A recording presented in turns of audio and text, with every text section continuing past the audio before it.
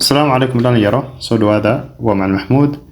cashkan waxaanu ku baran doonaa 10 eray oo aad loo isticmaalo luqada haatan toddobadan baynu qaadan doonaa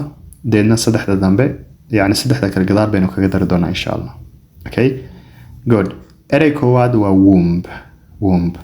womb waa ilma galeenka ama waxa la yiraahdaa uterus ilma galeen yani halka ilmaha galaan ku beermaan ku tarmaan uterus iyo womb marka waa isku micno erayga labaad waa workaholic waa qof shaqo badan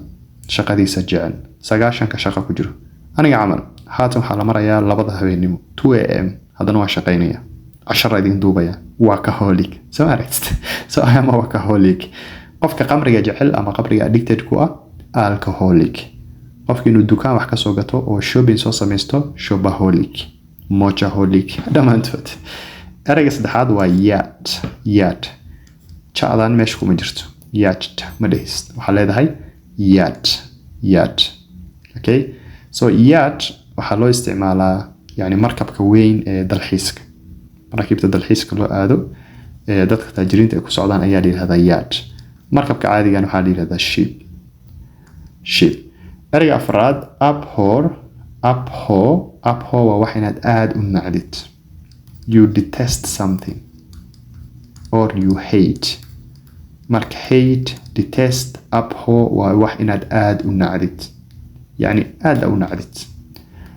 abstruse okay meeshaan isma ka rabay sorry about that abstruse waa wax yani adag tahay in la fahmo complex abstruse yes abstruse kalmaha waa abstruse meeshaan waa s okay abstruse waa wax markii adag tahay in la fahmo yes abstruse accede waa agree waxayna qof isku raacdaan accede ayaa lagu dhawaaqa accede she acceded to his request it means she agreed to his request waxay aqbashay yani requestgiisa good eraygan toddobaad acquiesce waxaa loo isticmaalaa yani waxay la mid tahay tusaale accede camal waxayna aqbashid adigoona dadka keenin yes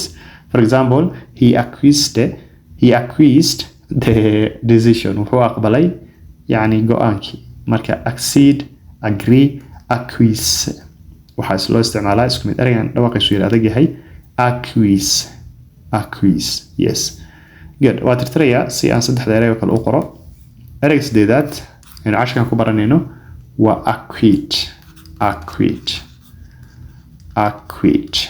yes acquit waxa qofkii inuu diido ama maxkamadda la soo istaajiyo cadeymo lagu waayo wixii yani he was not pleaded guilty he is not guilty saali maxkamadda la soo istaajiyay dambi baa lagu soo eedeeyay meesha lagu xukumay lahaa waa iska kaafsax maxaa yeelay wixii dambi baa lagu waayay taas ayaa dhigada acquit for example waxa leeyahay the judge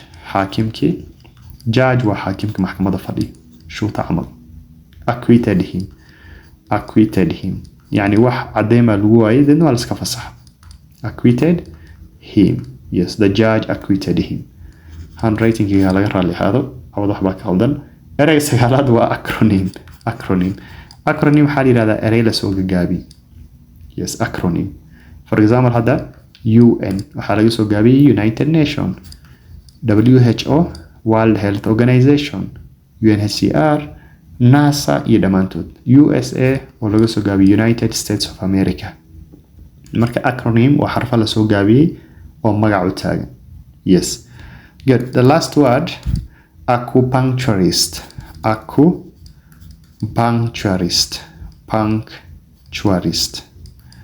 yes it's a very long word acupuncturist waxaa la yiraahdaa dadka yani qof ku daaweeyo acupuncture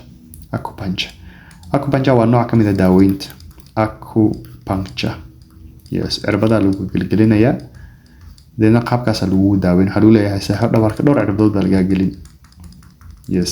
iskama gelinayaan waxay ku leeyihiin waxa la gelinayaa yani neerfayaasha lagu sursuraya I don't know inay medicine sax tahay qofka daaweyn sax ay tahay but who knows so daaweynta noocaas ah la yiraahdaa acupuncture qofka shaqaas qabtana acupuncturist yes